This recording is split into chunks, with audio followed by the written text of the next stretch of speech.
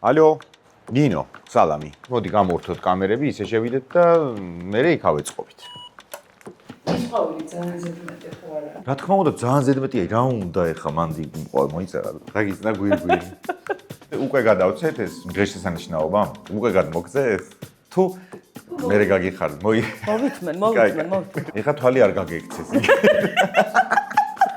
დავიწყოთ. უსათავროდ ვერ დავიწყებ. ნინო ხარატიშვილი ბერლინში ცალკე ისტორია არის. მე უნდა გავაკეთო ის, რაც მე მიმაჩნია სწორად და იმის იმედი მქონდას, რომ შევძლებ დიალოგში შესვლას მკითხველთან. აყვანიცემდები გავაკეთე.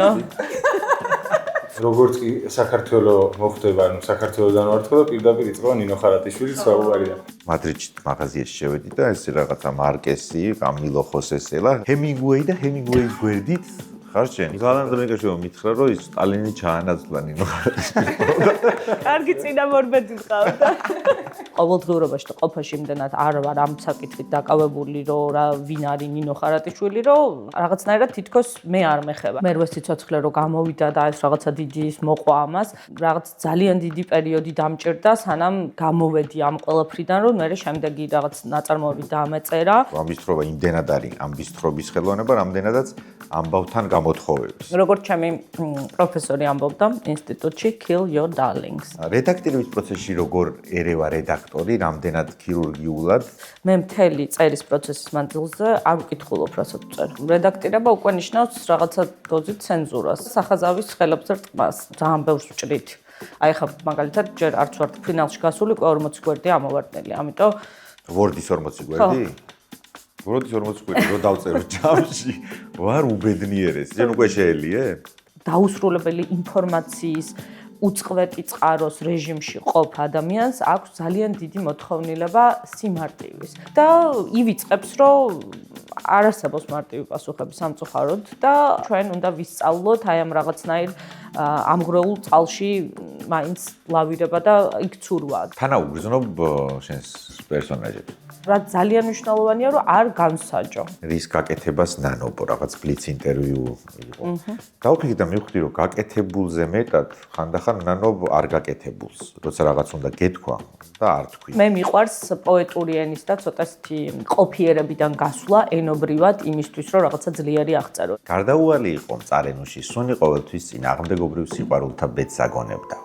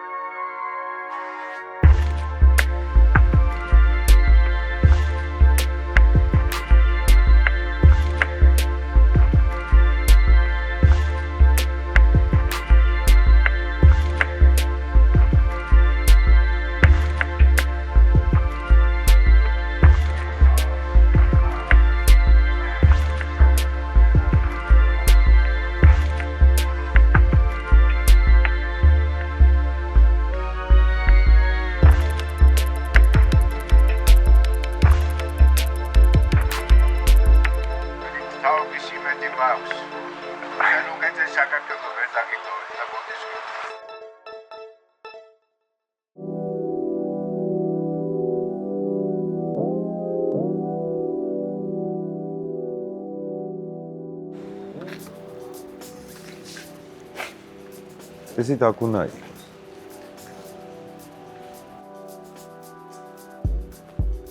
ალო, ნინო, სალამი. როგორ ხარ? მოვედით, მე მგონი სწორად ვართ მოსულები და ერთი კითხვით ვარ პირველ ყოვლისა, რა ქვია, კამერა რო ჩართული იყოს, შეიძლება შეხვედრისას. ხალხი ისე, მაშინ ჯობია რომ ჯერ გამოვართოთ, მოდი მაშინ ესე ვქნათ, არ შემოვალთ ჩართული კამერებით, უბრალოდ რომ საიდან შემოვდრეთ. ოკეი, კი ბატონო, всё, ვიპოვეთ. კაი, მადლობა. ხალხი ზისო და ამიტომაც მოდი გამოვართოთ კამერები, ისე შევიდეთ და მერე იქავე წყობით. შენი გამოცემობა რამდენი თანამედროვე ავტორის გამოცემის დაახლოებით. ეს არ არის გამოცემა, ეს სააგენტოა. ეს სააგენტოა ვიცი, მაგრამ გამოცემა.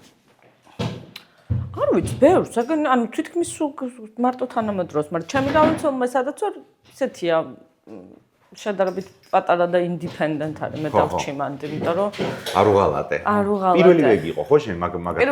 პირველი იყო ძალიან მემარცხენე. აქ ბერლინში ისეთი ძალიან რომელი? ფაბრეშა არის ნიშნავს ბანდიტებს.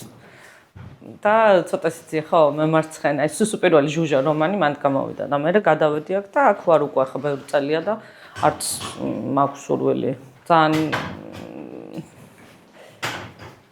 ფუფუნებაში ვარ მაგ ხრივ და ვერ ანუ ძალიან უმადურება იქნა, ანუ უმადური უნდა ვიყო რო ხო. ეხლა მე პირველიდან რო წამოვედი, მაშინ ძალიან არც ინდის იმქეჯნი და არაფერი, იმიტომ რომ ვიცოდი რომ მაგ no problem. მაგ თანხით ვერ ვიარსებებ და ამათთან ეხლა ძალიან ანუ არ მინდა თანამ დიჩი მე არ მეყვარს ეს დედლაინები და რაღაცები, ანუ აი წინასწარ თქვა ფეხბურთელებს რო ყიდიან, ეგრე შეიძლება გაკიდო, ნახე, აგენტმა შეიძლება გადამეყვანოს სადღაც, წინასწარ დაუდოს კონტრაქტი თქვა რაღაც 3 რომანზე. შენ უკითხავარ? არა, შემიკითხვია. ეგრე შვებიან რა უმეტესად. მე იმ ავანსს აიღებენ კაი ბლომად და მაგ ხრივ კი ძალიან ის არის მაცდუნებელი, მაგრამ ნუ მე რაღაცა ეკუთვნი იმათ რა, ანუ ის სამი უნდა ჩააბარო გინდა არ გინდა და იმ ბატონყობის თანამედროვე ვერსია გამოდის ხო და ხო, მაგრამ ბევრი მუშაობს ეგრე ხა რაღაც მხრივ მესმის, იმიტომ რომ ბევრი ავანსებით აფინანსებს ხო იმ წერის პროცესს. ან რეზიდენციებით ან რაღაცები რთულია რა, ანუ ცოტა მაინც ჭირს მაინც ჭირს, აი მაინც 100%-დან ალბათ 70 მარტო ამით ვერ ცხოვრობს და ხა ჩემ შემთხვევაში ძალიან არანაირად არ მინდა მიყურებს თითებზე. დაამთავრე რო გეუბნები, დაამთავრე დროა. ზალამ დრონიკაშვილმა მოგიკითხა. საუკუნე აგეთ არ მინახია.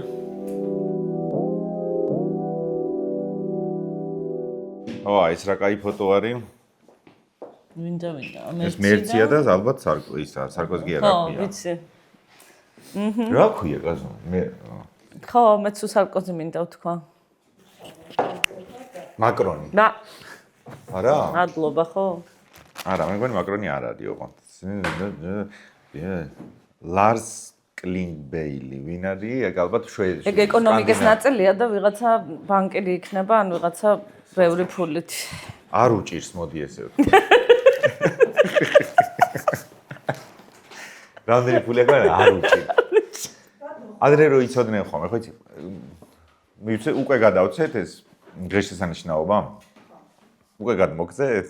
თუ მერე გაგიხარდ, მოვითმენ. მე ვკრა ცოტა ხანში. ეხა თვალი არ გაგექცეს.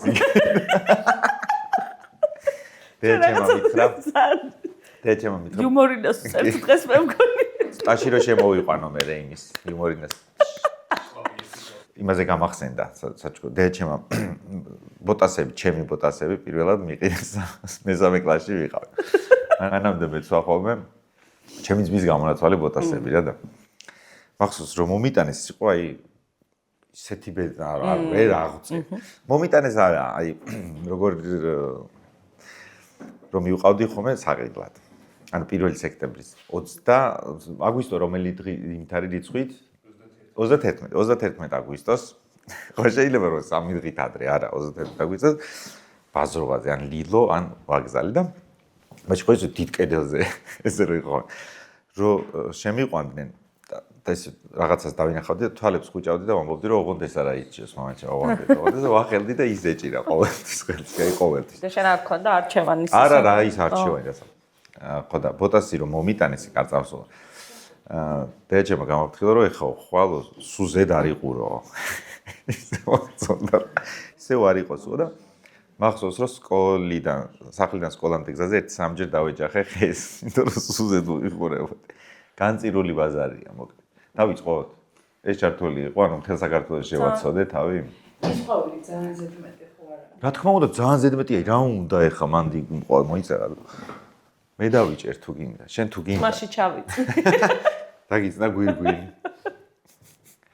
იმდენს იზავ შენ რომ იმას ბოლოს ამომიკეკავს არა უფალო ხო და ხო ჩართულია ყველაფერი ხო ყველაფერი რიგზი რა ეს მოიწინა რა არაფერი მაგრამ მოიწინა ყველაფერი ერთი ის დარჩა ნახე როგორ ჰაერონა წიგნზე ბუმბული ფურცელი როდის გამოდის წიგნი არ ვიცი, ჯერ შემოდგომაზე მინდოდა, მაგრამ ბარედაქტირებთ და არ ვიჩქაროთ გამომცემელმა და ამიტომ ჯერ შენ როგორ ხარ სათაურთან მიმართებაში, ანუ პოსტ დასრულების შემდეგ პირიცი, ხო? სათაური მჭირდება, აი უსათაუროდ ვერ დავიწყებ. მართლა? და სათაურსა, აი ძალიან ერთხელ მაიძულეს ფაქტიურად პიესაზე სათაურის შეცვლა და იმის მერე ის პიესა ავითვალწუნე. ანუ როგორც ჩულს ვერ გადაარქმევ, რაღაც აი ის სათაური ჩემთვის მომდევნო 2-3 წელი თუ 4 რაზეც ვიმუშავებ, იმის განწყობას და აი რაღაცა თითქოს ყველაფრის ბაზაა. რაზეც შენდება ყველაფერი დანარჩენი, ამიტომ ძალიან მნიშვნელოვანია და აი ჯერ სათაური მომდის ხოლმე, ხანდახან არც ვიცი თავში, ანუ არ ვიცი რა უნდა ამ სათაურს რა ხდება, რატო, მაგრამ თუ ამეკვიატა და ესე რაღაცნაირად გამყვა, ვიცი რომ ხო, ეგ არის და უნდა დარჩეს. მნიშვნელოვანია ძალიან. შინაარსის შემდეგ, როცა ამბავი უკვე შექმნილია, ხო, ეს მთელი კონსტრუქცია არსებობს, ანუ დასრულებულია. ცხადი არ აძლევს სხვა სათაურს შანსს, რომელიც შეიძლება უფრო ერგებოდეს. ვერა, ხო, ვერ გაწირავდა. აი რაღაცა როგორც ადამიანს ვერ გადაარქმევ, აი რამდენადაც ფანტასტიკური სათაური შეიძლება კიდე მოგივიდეს და ბევრად უკეთესიც, ის არის რაღაცა აი ის არის. ის გახდა იმის სხეული, თუ არ ვიცი ხო, რაღაცა ერთმანეთში არის გადაჯაჭვული. შენ იმათ რიცხვში ხარ, ვინც თulis რომ სათაური ნახევარი საქმეა. ანუ ეხ ნახევარი უტრირები.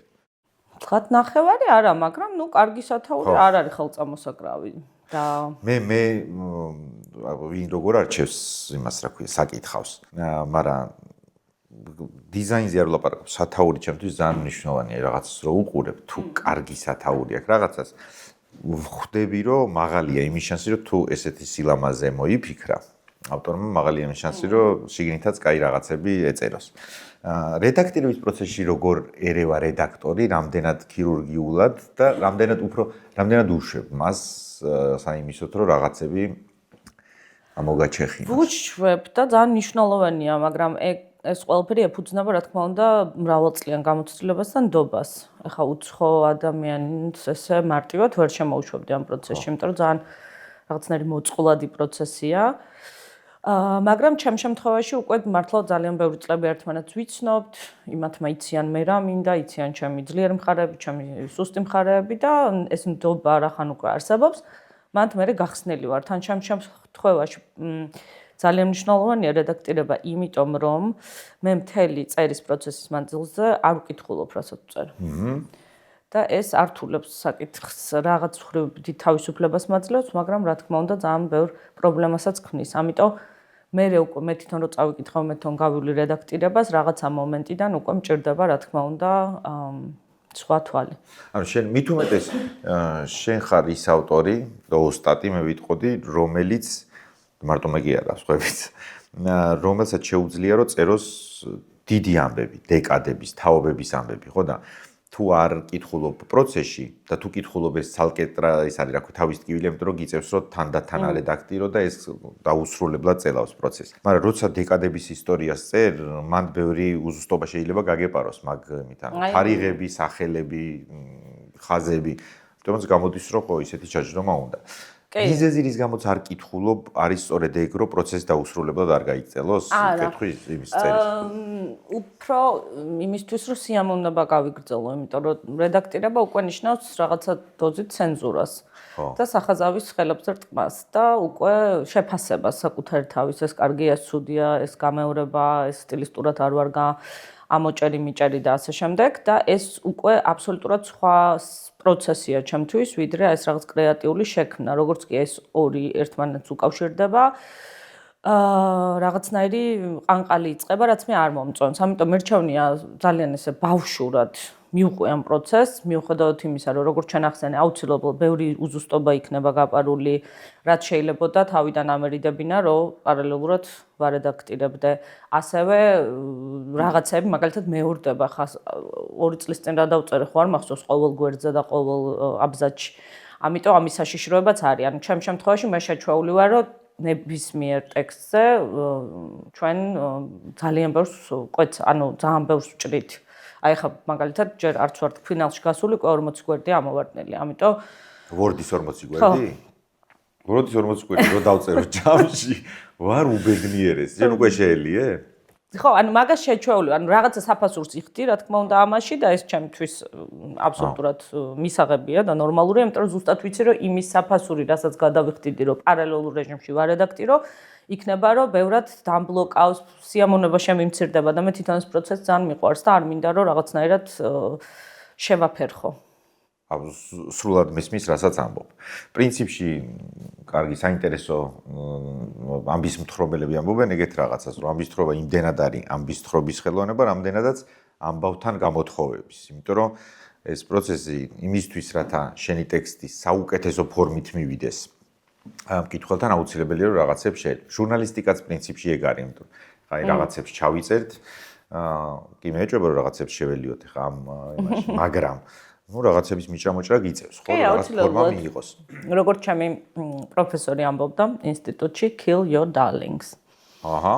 და გაუმარჯოს შენს პროფესორს. ძალიან კარგი სლოგანია, რომელიც ჩამრჩა და გამყვა და მეხმარება. იმიტომ რომ ნამდვილად ესეა, რაღაცა მომენტიდან უკვე, იმიტომ რომ წერის პროცესში არა გაქვს ის დისტანცია და ამას აკეთებ პირველ რიგში შენთვის, შენიდან ამოდიხარ, რას გზნობ, როგორ წარმოგიდგენია და რაღაცა მომენტიდან როცა დისტანცირდები, უკვე გადადიხარ იმაზე, რა არის წიგნისთვის კარგი და არა შენთვის.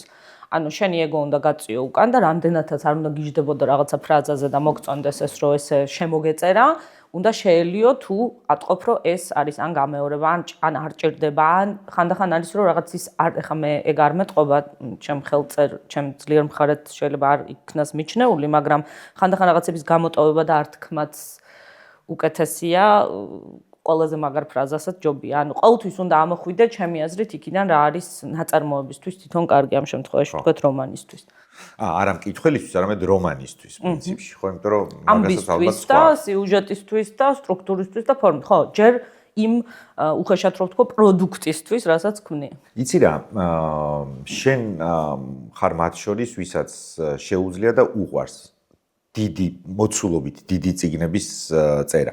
არიან ადამიანები, ვისაც აშინებთ დიდი წიგნები, ანუ რო შეხედავ, ხვდები რომ დასაძლევი ამბავია. ანუ უბრალოდ რო დევს თავზე ხვდები რომ კი კითხებს აღმოს. კითხველებს კი.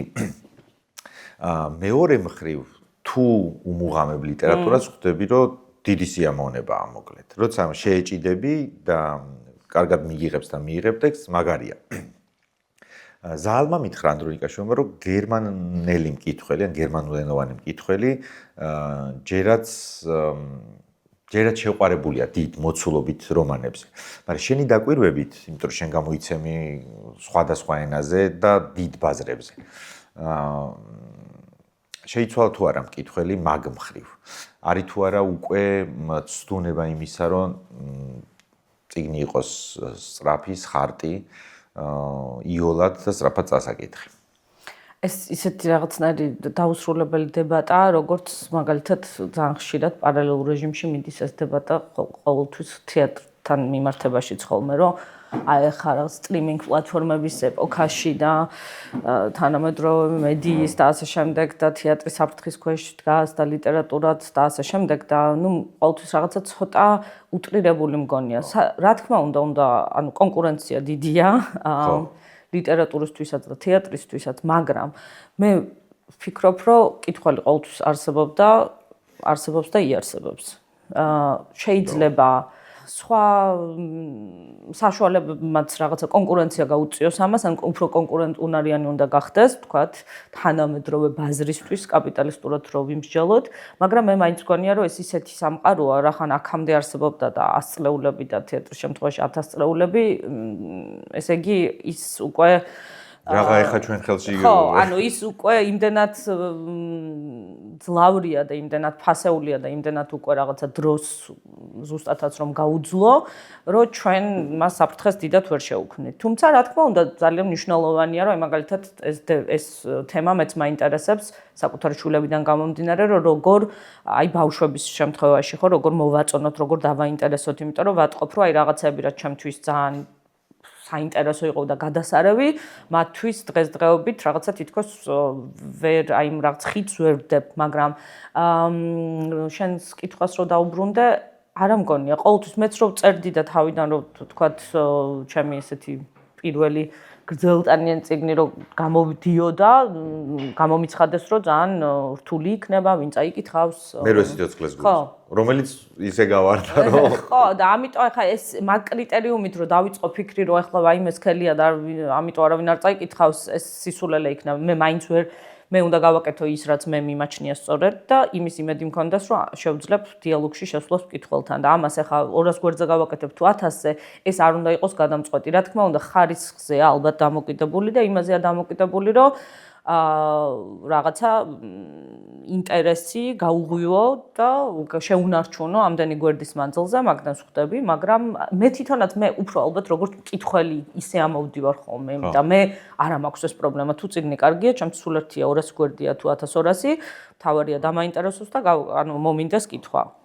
აი მილან კუნდერას აქვს მე მგონი ეგეთი რაღაც ნათქვამი რომ რომანი არის ლიტერატურის ის ჟანრი რომელში ნათქვამიც მხოლოდ რომანი შეიძლება ითქვას ანუ თუ შეიძლება რომ ეს სათქმელი არ ვთქვა მოთხრობით ან იმით კი ბატონო მაგრამ რომანს არის ის რაც აი ამ ჩარჩოში ეტევა რომ აი ეს სჭირდება ამ სათქმელს სჭირდება ზუსტად ეს ჟანრი მე მოვიქეცი ძალიან ცუდად ამ ეს არის მეორე ინტერვიუ ჩემი შენთან და პირველი იყო თბილისში და ნინო ხარატიშვილი ბერლინში ცალკე ისტორია არის.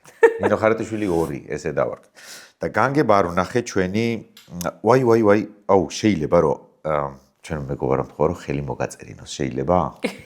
კი, მოვედით. აი მე მაპატი ერთი წამით. შეიძლება შემოვიყვანო? კი, მიდი. ხო არ შევაწუხებ. არა, შემოაქვს მოიყვანო. ერთი წამით. გამარჯობა. აი აგე გიგა. აი, გამარჯობა. გამარჯობა. შემოიჭრა. თაყვანის ცემლები მოვიყვან. გამარჯობა. სასიამოვნო. მითხრა რომ აი, არ შეიძლება. უცხოები კი არ მომიყვან. სასაყვალობა. ეს არ არის გადაღებული? აქციაზე 2 წლის წინ და გასაპროტესტებდით, რამე არის გასაპროტესტები? აქ არის გქონდ ქართული აქცია? ხო. გონი ცუდად არ გამოვიყურები. და სპეციალურად მოხვედით? კი, აბა. შენ ხო იცი ხა ჩემი პროფესია ძალიან ბევრ ხალხთან რომ მიწევს საუბარი და აი როგორც კი საქართველოს მოხდება ანუ საქართველოსთან ვართ და პირდაპირ იწყება ნინო ხარატიშვილის საუბარი და ვიღაცა მითხარია რომ წავიკითხე და ამ თემაზეც მიდის მე წიგნის გახივაც აი რა ვიცი საალანდრონიკაშვილი სამაყო ან ისედაც იცით მაგრამ აი ჩემთვის პირადად და მე მოგიყვარასთვის ძალიან სამაყო და გერმანელები რო გვეუბნებიან რომ ჩვენი საყვარელი მწერალია და ჩვენ ისეთი ამაყები ვართ მიხარია ძალიან მიხარია საალანდრონიკაშვილი მითხრა რომ ის არის სტალინი ჩაანაცვლა ნინო კარგი კარგი წინამორბედი ყავდა ხო მოდი მაშინ აკვი მოკლედ ისია აბა მითხარი რა ვიცი სახელები ჩავწერო ირაკლი ქრისტი და ალექსანდრეც ჩავსვეჭ დიდი მადლობა პირიქით მადლობა ნინო რომ კარგად დროებით გამარჯობა ცუდად მოვიქეცდაც განგებ არ ვნახე წინა ინტერვიუ. სხვა ინტერვიუებს ვნახულობ ხოლმე. არ გამეორებას კი არ გულისხმობ, ანუ როცა რესპონდენტთან სხვა საკ ჩაწერენ. ეს რატომაც არ ვნახე, რომ მიფიქრე, რომ თუ კიდევ მაქვს იგივე კითხვა, ესე იგი ღირს რომ დავსვა. და რატომაც არა. და მანამდე სანამ ასე ვთქვათ, იმ ძირითად ნაწილზე გადავალთ. დამაინტერესა წეგან რა. რას დაარქმევ შენ იმ პერიოდს, როცა რომანი შენგან გავიდა უკვე. შენი საქმე, ასე ვთქვათ, წერტილი დასვი. კი, რედაქტირების პროცესი ჩარევა, საუკეთესო ფორმის მიცემა, მაგრამ დაწერილია ძირითადი ამბავი. აი ამ პერიოდს მკითხველთან შეხვედრამდე. როგორ ითმენ? ხო ცხადია, რომ როგორც რაღაც მოგწონს და გამოვიდა, გამოდნა შენი ხელიდან, გინდა რომ სწრაფად მივიდეს მკითხველთან.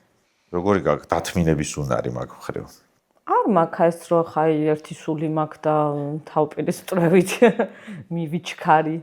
პირიქით მომწონს ხა არის რაღაც რა თქმა უნდა რაღაც დედლაინები არსებობს, გამომცემლებასაც რაღაც დრო ჭირდება, იქ რაღაცა მარკეტინგი, ეს მთელი მოსამზადებელი პროცესი, აქედან რო გითხრა რომ ხა დიდი ნაწილი, ჩემი საყვარელი ნაწილი ამ პროცესის მოგატყუებ, მაგრამ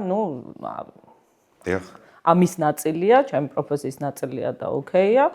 თვითონ ეს მკითხველთან შეხვედრა და უკვე რო გამოდის, მე მიყვარს აი რაღაცა ის ჩემთვის ძალიან ამაღელვებელი მომენტია, როცა წიგნი სტამბიდან მოდის ჩემთან სახლში, ყუთს მიგზავნიან და ხსნი და მე რაღაცა რიტუალებითი მაქვს, რომ ამ წიგნს ამოვიღებ და დავდებ სხვა დანარჩენ წიგნებთან თაროზე და მან ვხვდები უკვე რომ რაღაცა დასრულდა და უკვე რაღაცა იწყებს შემგან დამოუკიდებლად არსებობას და მომწონს მე ეს კონტროლის დათმობა, მომწონს მე ხელის გაშვება, იმიტომ რომ მგონია რომ ესეც ძალიან ბუნებრივი პროცესია. თავისუფალ ცურვაში მიდის, თავის სიცოცხლეს იძენს. ხო, უკვე თავის გზა მე უკვე ვეღარ გავაკონტროლებ, რაღაცა ესეთი დედობრივი მეტაფორა რო გამოვიყენო, არის რაღაცა რომ აი გაზარდე ხა ეს ბავშვი და ეხლა უნდა გაუშვა რომ თავის ცხოვრებით იცხოვრებს და რაღაც ეგეთი განცდა მაქვს და ესეთ რაღაც პატარა რიტუალებიც მაქვს. მაგრამ არ მიჭერს, ეხა არა მაქვს ის რომ აი ერთი სული მაქვს და როდის გამოვა, იმიტომ რომ წინასწარ ეგ ამბებიც უკვე ეგ იყო იქნებოდა. არა, წინასწარ განწყობილი ხარ ახლა რომანის შემთხვევაში რომ ეს გრძელვადიანი პროცესია და წლები მიაქხან და აი ეს წინასწარ უნდა იცოდე და განეწყო, ახლა ეს ძალიან თუ გეჩქარება რთულია განსაკუთრებით სქელტანიანი რომანების შემთხვევაში. აი ძალიან საინტერესო რაღაც თქვი რომ მაქვს ეს დედობრივი განცდაო რომ წიგნი რაღაც გაიზარდა და თავის ცხოვრებას იწყებს. ხდება თუ არა იგივე პერსონაჟების შემთხვევაში. გულისხმობ რას? შენ შეიძლება პერსონაჟს სრულად საკუთარ თავში წარმოიდგენ და ქმნი, შეიძლება უყურებ მეზობელს, მეგობარს, იქიდან იღებ რაღაც ძირითადს, დააშენებ და აქცევ პერსონაჟად. აძლევ განათლებას, ხასიათს, მიხვრა-მოხრას, სისუსტეებს, ძლიერ მხარეებს. ითხოვენ თუ არა პერსონაჟების შენგან დამოუკიდებლობას, მე ანუ უშვებ თუ არა იმის ალბათ შეგიმჩნევია თუ არა რომ გიძალიანდებიან საკუთარი ბედის განსაზღვრაში. კი, და ჩემი აზრით ეს ძალიან მნიშვნელოვანი ნაწილია ჩემი წერის პროცესის. იმიტომ რომ ხშირად როცა ადამიანები მეკითხებიან მკითხველები როგორ წერ და როგორ წარმოუდგენიათ, არასდროს არ არის ჩემთვის ესე, იმათ წარმოუდგენიათ რომ შენ რაღაცა ღმერთობანას თამაშობ. რაღაცა ჭადრაკის დაფა გაქვს წინ გადაშლილი და ხან იქით გაწევ, ხან აქეთ და რაღაცა ესე განსაზღვრავ ფიქტიური ადამიანების ბედს.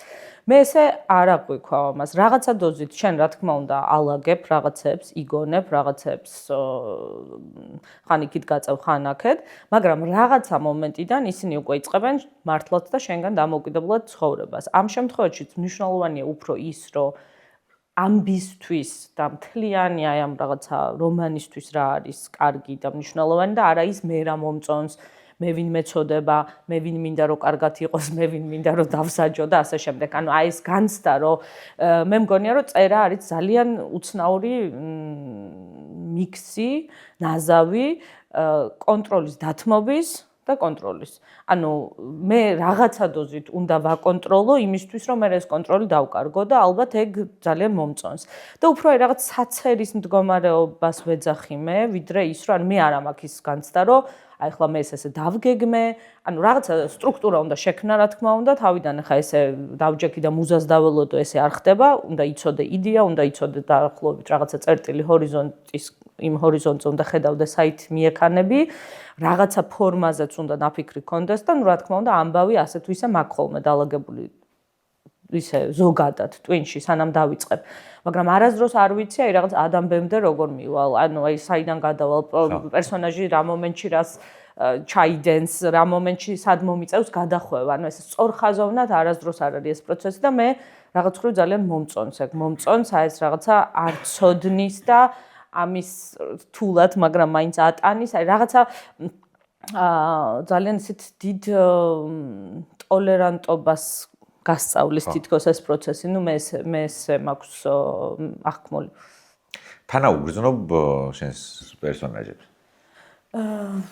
ალბათ კი, ანუ თანაუგრძნობ ის მომენტი არა მაქვს, რომ აიმე ხა ეს მეწოდება და აიმე ეს რა საყვარელია, იმიტომ რომ მე თვითონ იმდანაც შევდივარ მათ ტყავში, რომ იმ მომენტში მგონია რომ მე ვარ. მაგრამ ერთად რა ძალიან მნიშვნელოვანია, რომ არ განსაჯო. ეს ძალიან მნიშვნელოვანია. ეს არის აი უკანასკნელ აი მართლა მკვლელზეც რო წერ, მე არ უნდა შევაფასო ის ქმედება, იმიტომ რომ მაშინვე რაღაცა მორალური აქტი შემოდის ამაში, რაც ძალიან ჩემი აზრით ხელოვნებას არ უხდება და მაშინვე რაღაცა ესეთი ცოტა პედაგოგიური ტონი ჩამესმის, რაც წამში რაღაცა ბლოკადას იწვევს ჩემში. ამიტომ ეგ ყოველთვის რაღაცნაირად უნდა მოვახერხო ხოლმე. მე როგორც ადამიანს ეს ფუფუნება, რა თქმა უნდა, ანუ არ ვიცი ფუფუნება თუ არა პირიქით, ანუ მე როგორც ადამიანს ყოველთვის გვინდა არ გვინდა რაღაცა დოზით ვაფასებთ ჩვენ თავსაც, ხვებსაც, მოვლენებსაც და აი წერის დროს მაქსიმალურად, რამდენადაც შემიძლია, ეს უნდა ავიდიდო თავიდან და ვცდილობ ამას. აჰა, მესმის. მოდი ვილაპარაკოთ შენს დროზე, ისტორიაზე, ეპოქაზე, როგორც პერსონაჟზე. და შენს ტექსტებში კარგად ჩანს ის ზღვარი, როცა ისტორია და ეპოქა არ არის უბრალოდ ფონი, სადაც დაიარებიან პერსონაჟები და რაღაცებს აკეთებენ. ამ დროს ეძლევა განსაკუთრებული ძალა და შენ მას აქცევ ხოლმე პერსონაჟად. აქტიურ პერსონაჟად და ეს გრძნობს და სუნთქავს. ჩვეულებრივი პერსონაჟი. როგორ ფიქრობ, აი რო წერდე ამბავს, რომელიც ვითარდება თანამედროვე საქართველოში. აქ და ახლა, ხო? აქ და ახლა არა, საქართველოში და ახლა. რანაირი პერსონაჟი იქნებოდა ეგ დროჟან? მაგას სხვა კოლეგები უფრო კარგად მოახერხებენ, მე მგონი, იმიტომ რომ გროტესკის ჟანრი უნდა იყოს, ჩემი აზრით, აბსურდის გროტესკის, რომელიც მე არ მიცდია, რაღაც დისტოპია. ან შეიძლება ცოტა რაღაცა ხო აი science fiction-ისკენაც წავიდეს, რაღაც დისტოპიური მგონია. და მაგ ჟანრში მე არ მიცდია ბედი და არ ვიცი, თუმცა კომიკური, ტრაგიკული ყველაფერი ერთად და ხო, რაღაცა ანუ გროტესკი მომდის პირველი თავში. მაგრამ მე იქიდან გამომდინარე, მე ძალიან მიჭირს რაღაცა მოვლენის როგორ თქვა, აი, ქარბორბალაში მყოფი ვერ დავწერ.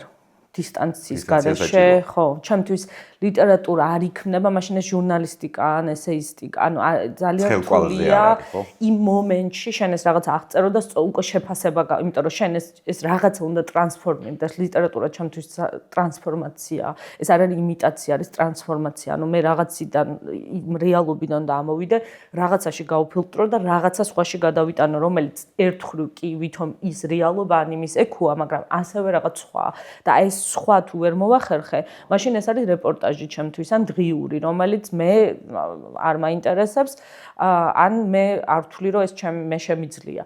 არიან ავტორები, ვისაც ეს გამოზდით, მე არ ვამბობ, რომ ეს ცუდია და მარტო ჩემი რეცეპტია, ვთქვათ, სწორი, შეიძლება რა, ყველაფრიდან შეიძლება ლიტერატურის შექმნა. ასევე როგორც მე მაგალითად არ შემიძლია ავტოფიქცია. არ შემიძლია მე გავუფილტრავად ჩემ საკუთარ თავზე წერა და ჩემი საკუთარ მე თუ არ რაღაცა საცდელი კურდღელი ჩემივე ლიტერატურის ანუ ჩემ ამ ექსპერიმენტს ჩემზე ვატარებ და რაღაც სეცირებას უკეთებ. აი ზუსტად ორ დღეში ინტერესს დავკარგავ. ანუ ვერ დავიინტერესებ ჩემი თავით ისე დონეზე თავს, რომ გავაპერსონაჟო ჩემი თავი.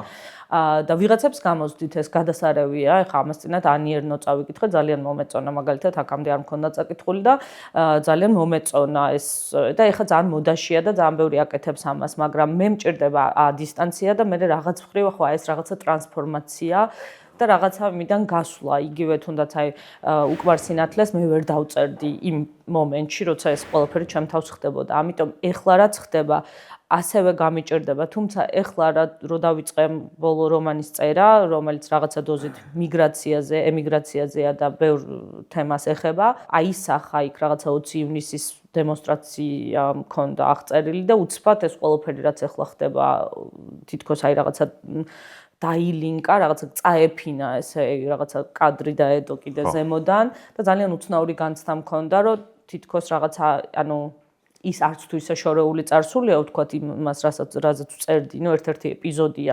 მაგრამ ეს აწმყო, რომ უცბად იწყებს აი რაღაცა, ანუ რეალობა, რომ ფიქცია ხდება თუ ფიქცია რეალობა და ეგ განცდა ეს ბოლო წლები ხშირად მაქვს, მან ცოტა ის მაქვს ხოლმე ხო აი რაღაცა მაშინებს ეგ და ძალიან ისეთი სევდიან განცდას მიტოვებს მიუხედავად იმისა, რომ თითქოს ამას გავეკეცი და მე ის რეალობა მაინც მოვიდა და მაინც შემომივარდა. აჰა. იცი რა, აი განსაკუთრებით მერვე სიცოცხლეში ხედავთ აი ამ თაობებს შორის ტრამვას. რომელიც გადადის, ხო? ესე. არ ვიცი, საკითხული გაქვს თუ არა, ლორა იქსტენა, მე მგონი ეგრე ქვია, მაგალ დედის რძე. გამიგია და არ წამიკითხავს, მაგრამ ბევრისგან ჩემს გარშემო ბევრ ადამიანს ხო, ამბობ, თითქოს დედის რძესაც კი მოჰყვება ის ტრამვები, რომელიც შვილს არ გამოუვლია, მაგრამ ესე თითქოს გენეტიკურ მეხსიერებად გაზდებს. როგორ ფიქრობ, ეგ თაობების ტკივილი გადამდები ამბავია? კი, ეს ტრანსგენერაციული ტრამვა, მე მგონი ეს არის სწორი ტერმინი ფსიქოანალიტიკიდან.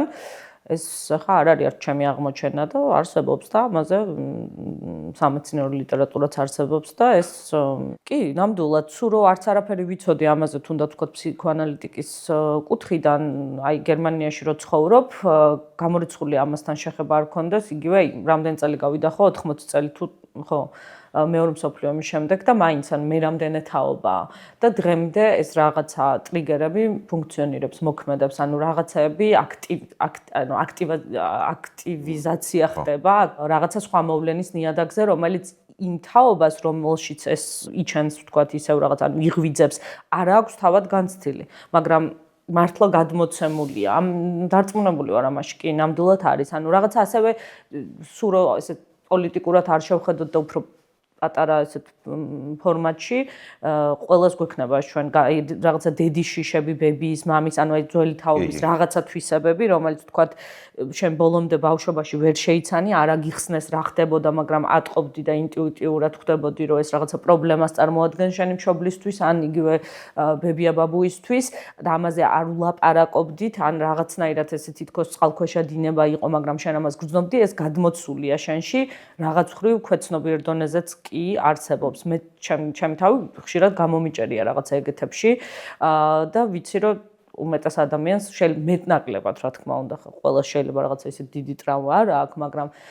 რაღაცა რაც არის დაუმუშავებელი, თაობებს შორის იქნება თუ იგივე სახელმწიფო დონეზე, ეს აუცილებლად ეს არ ქრება ესე. ანუ იმიტომ რომ დრო გავიდა და ჩვენ მიწა მივაყარეთ, ესე არ არის.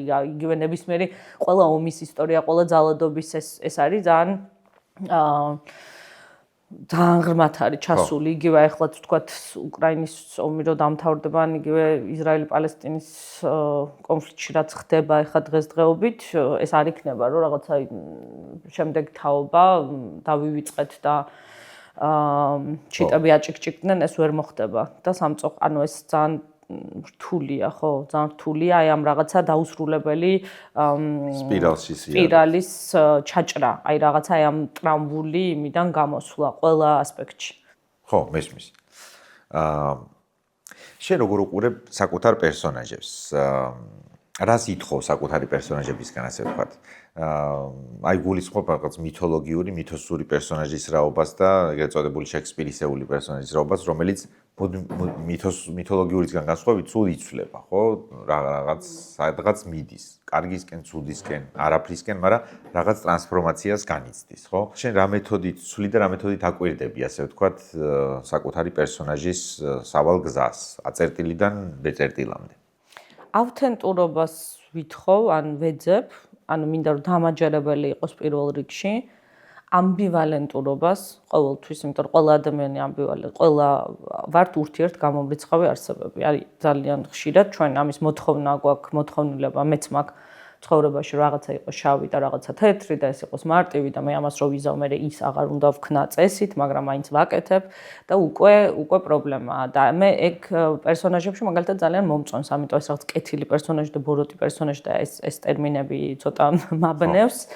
თუმცა ახლა რა თქმა უნდა, ხა როცა ვთქვათ ბერიაზე წერან სტალინზე, ხა ნუ ხო ცალსახად გასაგებია რომ უარყოფითი პერსონაჟია, მაგრამ არსებობენ, ანუ ძალიან ხშირად მაგალითად მიწევს ხოლმე დაცვა პერსონაჟების, რომელსაც ვთქვათ მკითხველი აფასებს ესე ძალიან ნეგატიურად და ყოველთვის ვამბობ, რომ კი, მაგრამ აი უყურე კონტექსტი, ეს არის გასათვალისწინებელი ის და ყოველთვის მის ლოგიკას მინდა მივყვე, ანუ ის თulis, რომ კარგად იქცევა. თქვათ და მე გარედან შეიძლება ხვდები რომ ეს არ არის კარგი საქციელი, მაგრამ ის აი მერვე სიცოცხლეში ეგეთი პერსონაჟია კოსტია, რომელსაც თუ არის აი რაღაცა მისი და ძალიან მოსწონთ და ყოველთვის მისი რაღაც მასთან არის ანუ ყველა ემპათიური და ეს კოსტია ითვლება რაღაცა ესე ძალიან უარყოფით პერსონაჟად. ჩემი აზრით არ არის ეგრე, იმიტომ რომ იმ ადამიანს წამს იმის რასაც აკეთებს, ის არის იდეოლოგი, მას ჯერ ამ იდეოლოგიის ემსახურება მთელ ცხოვრებას მას უთმობს და ის თვლის, რომ იცავს ოჯახს, იცავს სხვებს და კი ძალიან ბევრ ცუდ საქციელს ჩადის, ძალიან ბევრ რაღაცას აფუჭებს, მაგრამ ეს ამას არ აკეთებს გამიზნულად, რომ ვიღაცას ცხოვრება დაუზიანოს, არამედ იმიტომ, რომ ამის წამს და ჯერა. და მე მგონია, რომ საერთოდ ცხოვრებაშიც რავი, ყველა ძალიან კომპლექსური არსებები ვართ და არასდროს არ არის ესე მარტივი. ყოველთვის ასევე რაღაცა კონტექსტია გასათვალისწინებელი, დროა, ეპოქა, რა ახდენს ჩვენზე გავლენას, ან ძალიან ბევრი ფაქტორია. ეხლა მაგალითად რითიც ვარ დაკავებული, აბსოლუტურად მე თვითონაც რაღაც ზღვარზე ვარ, იმიტომ რომ ძალიან მიჭირს როგორც ადამიანს რაღაც შეფასება არ გაუკეთო.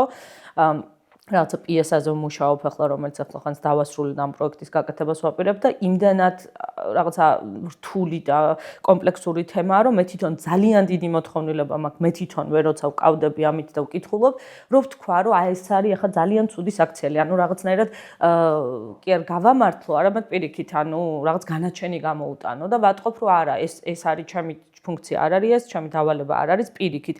მე უნდა მაქსიმალურად აი ეს მთელი რაღაცნაირი აუტანელი სიტუაცია, იმიტომ რომ ჩვენ ისეთ ეპოქაში ვცხოვრობთ და მე მგონი ძალიან ბევრი რაღაც რაც დღეს ხდება მსოფლიო დონეზე და განსაკუთრებით მსოფლიო პოლიტიკაში, ზუსტად აი ამან გამოიწვია, რომ რაღაც აი ამ დაუსრულებელი ინფორმაციის უწყლეტი წყაროს რეჟიმში ყოფ ადამიანს აქვს ძალიან დიდი მოთხოვნილება სიმარტივის, მარტივი პასუხების, მარტივი ახსნების, მარტივი რაღაცა მისი გამოსავალის და ირჩევს რაღაცა ისეთს, რომელიც ან იმას, რომელიც მას ამას პირდება. და ივიწყებს, რომ არ არსებობს მარტივი პასუხები სამწუხაროდ და როდესაც ამას პირდებიან, შეგიძლია წინასწარ გათვალო, რომ ეს არის ტყუილი და ილუზია. მესმის ადამიანურად ეგეც მესმის, რომ ამის მოთხოვნილება არსებობდეს, რომ ადამიანი დაიღალა, რომ მას უნდა რომ ვიღაცამ უთხრას ეს არის სწორი, ეს არის არასწორი, მე ამას გავაკეთებ, იმას არ გავაკეთებ, რომ არ იყოს რაღაცა დაუსრულებელ, აი ამ რაღაცა ძალიან რთულად გასაგები და ამ მილიონი ცვლილების ეპოქაში მყოფი და დაბნეული მარად და რაღაცა უსუსურობის განცდა არ ქონდას, მაგრამ მგონია, რომ ლიტერატურის და ხელოვნების ფუნქცია ზუსტად ის არის, რომ მარტივი პასუხები არ გასცეს და პირიქით შეგვაგუოს რაღაცა დოზით იმასთან, რომ ხო, ესეთი კომპლექსურია, ხანდახან ცხოვრება, ესეთი კომპლექსური ადამიანი და ჩვენ უნდა ვისწავლოთ აი ამ რაღაცნაირ ამღრეულ წყალში მაინც ლავირება და იქ ცურვა და მაინც იქაც შეიძლება არსებობდეს სწორი და არასწორი, შავი და თეთრი იქნება თუ ამ შემთხვევაში ვთქვათ მართალი და მტყუანი, რა თქმა უნდა, მაგრამ მე მგონია, რომ ხო, ანუ თეატრში იქნება ეს თუ ლიტერატურაში, ჩემთვის ძალიან მნიშვნელოვანია, რომ მე რაღაც ესეთი მარტივი პასუხები არ გავცე, არც ჩემ თავს, არც მკითხველს და მით უმეტეს პერსონაჟსაც არ მიუდგე რაღაცა ესე შაბლონურად. ნინო, ჩვენ გვაქვს ესეთი რუბრიკა, რომელსაც ქვია არ გაჩერდე და ამ რუბრიკას ვაკეთებ ჩვენს მთავარ პარტნიორთან, საქართველოს ბანკთან ერთად ვაკეთებთ ამ რუბრიკას და სათაური და ნიოლი მისახვედრია, რასაც გულისხმობს, ხო? ეს არის კურტუანი გუტისეული ნათქვამის არ იყოს, პერსონაჟს რაღაც უნდა უნდოდესო, ერთი ჭიქა წყალიო, ხო? და თუ ეს არის აწერტილში და მიდის ბეწერტილთან, რაღაც ამბები გადახდება ხოლმე მას. და ეს ამბები შეიძლება იყოს, არ ვიცი, ფეხის წამოკვრა, წაქცევა, ის რომ ვიღაცამ სხვა გზით გაუშვა, შეიძლება აღწევს ამ წყალთან, მაგრამ ან დალევს, ან გადაასხამს, ან სხვას გაუწოდებს, ვისაც უფრო მეტად წყურია. ეს უკვე მის კათარზისია დამოკიდებული. შენ რა გახსენდება, რა გაგონდება ხოლმე სიტყვებზე, არ გაჩერებაზე? თუნდაც მწერლის თვალით დანახული არ გაჩერება, ძალის მონახვა, გაგრძელება და გნებავს პერსონაჟისთვის რა არის, რამდენად მნიშვნელოვანია არ გაჩერება. არ გაჩერება არის ალბათ პირველი რაც თავში მომდის არის თავად სიცოცხლე არა, იმიტომ რომ არ ჩერდება თვითონ როცა ცხოვრობ და როცა ცოცხალი ხარ ადამიანი რაღაცა პროცესში ხარ ყოველთვის. თუნდაც რაღაცა აქტიურად იმ მომენტში შეიძლება არაფერს არ აკეთებდა, მაგრამ შენში ყოველთვის რაღაცა ხდება. და მგონია რომ როგორც კი აი ამას რაღაცნაირად დაუშვებთ და ეს რაღაც შემგუებლობა იწყება, იქ რაღაცა კვდება.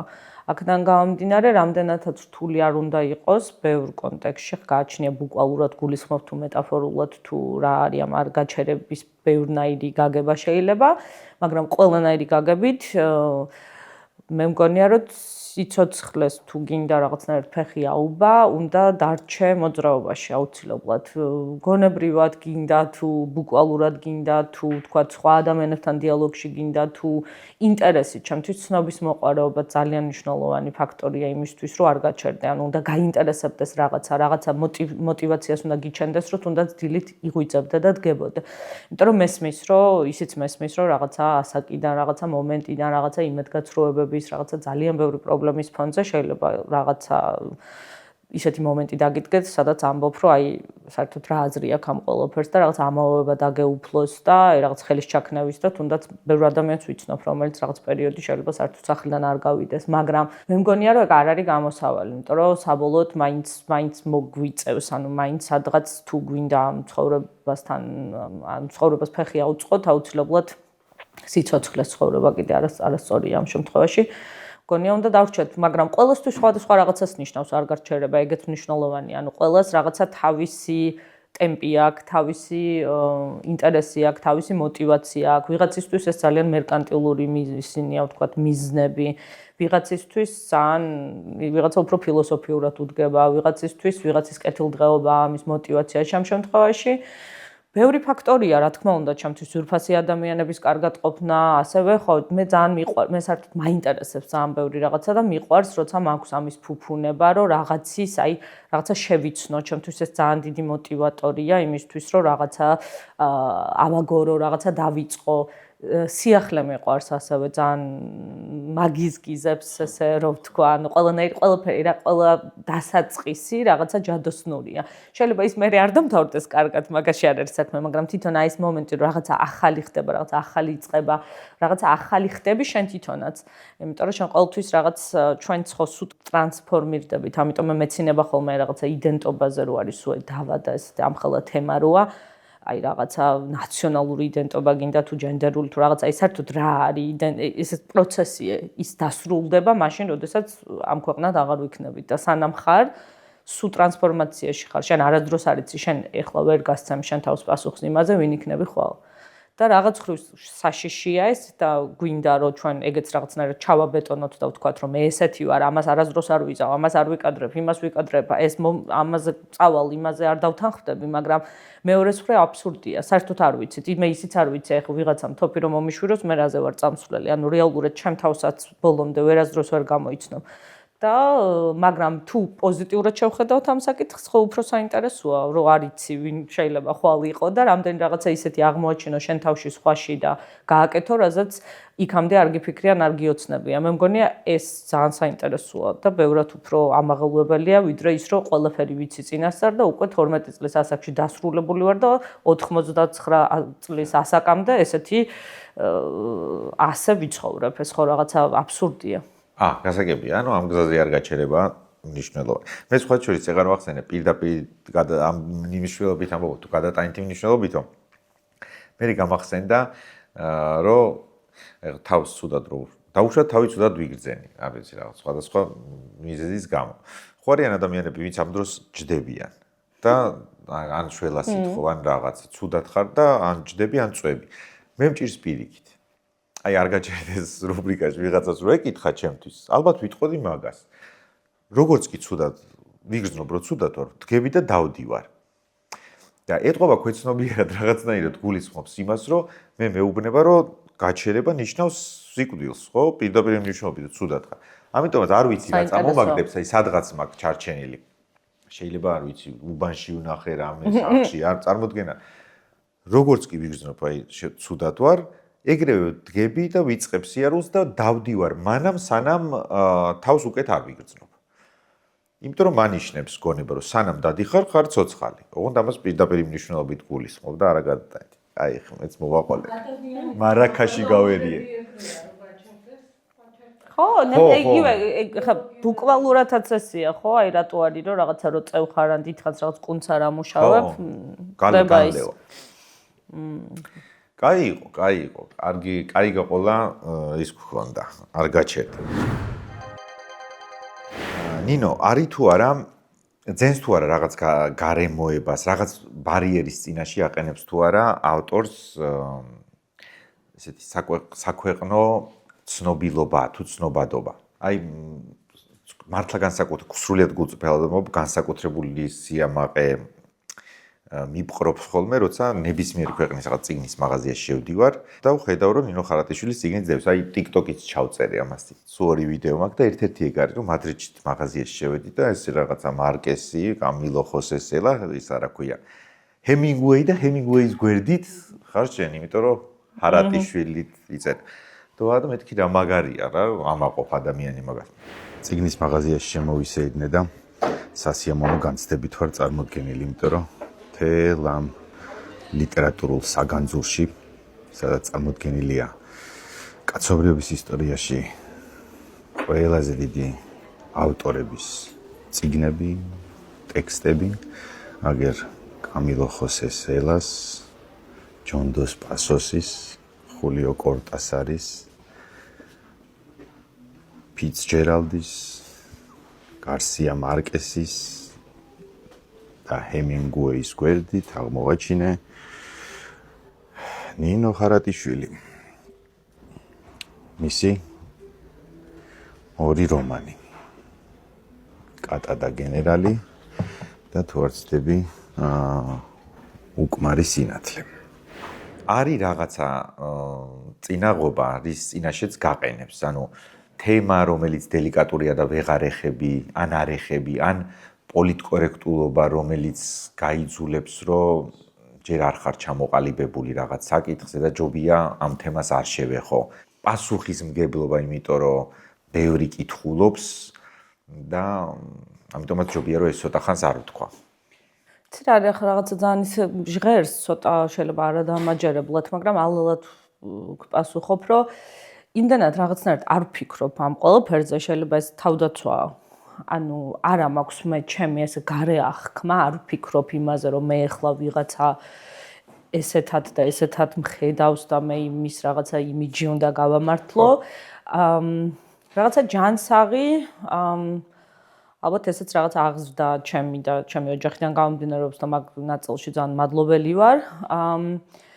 რომ სხვა ფასეულობებით ვარ ალბათ გაზრდილი, რაც აი ამ სიმყარეს მაძლევს, იმიტომ რომ არ მაყანყალებს, იმდენად არ თამაშობს არანაირ როლს. კი, ხანდახან რაღაცა ხა არის, რომ თქვა სიტუაციები, სადაც ვიღაცა გამომელაპარაკება, ან რაღაცა ისეთ კონტექსტში მოხვდები, სადაც არ მოველი ამას და უცბად მახსენებს თავს, რომ ხო მე ესეც ვარ, მაგრამ ჩემს ყოველდღიურობაში და ყოფაში იმდენად არ ვარ ამ საკითხით დაკავებული, რომ რა ვინ არის ნინო ხარატიშვილი, რომ რაღაცნაირად თითქოს მე არ მეხება. რაღაც როლივითაა, რომელშიც შევდივარ, როცა რაღაცა ღონისძიება, გასაგებია, როცა ეს კონტექსტია, როცა მე როგორც მწერალი უნდა წარვდგე სადღაც, რა თქმა უნდა, რაღაცა როლში შევდივარ, მაგრამ იქიდან გამოდივარ, უბრუნდები ჩემს ჩვეულ ყოფას და ჩემს პრობლემებს იქნება თუ ჩემს გამოწვევებს.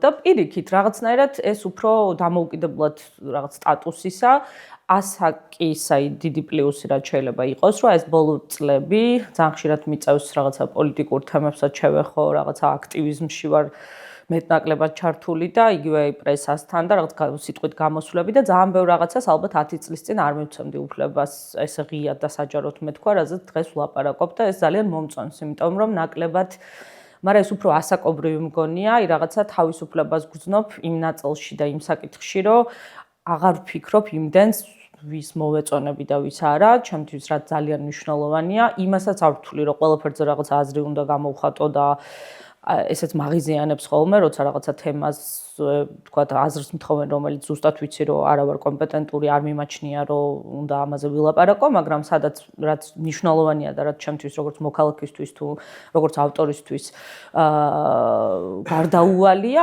ამაზე პირიქით ძალიან სიამოვნებს და ძალიან მნიშვნელოვანია ჩემთვის, რომ ამაზე ვილაპარაკო და დავაფიქსირო აზრი და მქონია ეს ბოლო 2 წელი განსაკუთრებით აი რაღაცა მოხსენება მქონდა შარშან, რომელიც ძალიან მნიშვნელოვანი იყო და ძალიან ისეთ პოლიტიკურ თემებს ეხებოდა და გაჟღერდა რამოდენიმე კითხვის ნიშანი იმ ხრივ, რომ აი დარწმუნებული ხარ, რომ ეს გინდა თქვა და მივხვდი, რომ კი დარწმუნებული ვარ და არასოდეს სხვათა შორის არ წამიგია, როცა ეს ამ რისკზე წავსულ, მაგრამ საერთოდ მიყვარს რისკი ყველანაირი, თუ ის არის ალალი შენ თუ რაღაცას არ აკეთებ. ფუძველობა თუ არის საფუძველი, ხო? ხო. როცა შენ ამაში რაღაცაში დარწმუნებული ხარ და ეს შენი გამოცდილებაა და ეს შენი რწმენა, მე მგონია რომ მან რაღაცნაირად ურყევი ხარ და უფრო დიდ ძალას და რაღაც ვაჟკაცობასაც გრძნობ. როცა ხარ რაღაცას აკეთებ, იმიტომ რაღაც სენსაცია გამოიწვია ან პროვოკაცია, ეგ ალბათ სხვა არის, მაგრამ ამ ნაწილში პირიქით რაღაცა თავისუფლებას გრძნობ. ამიტომ ხო, არ ვიცი, არ თამაშობს ეგ რაღაცა ეს საჯარო პერსონა ჩემს ყოფაში დიდ როლს, არ უთმობ ამას დიდ დროს.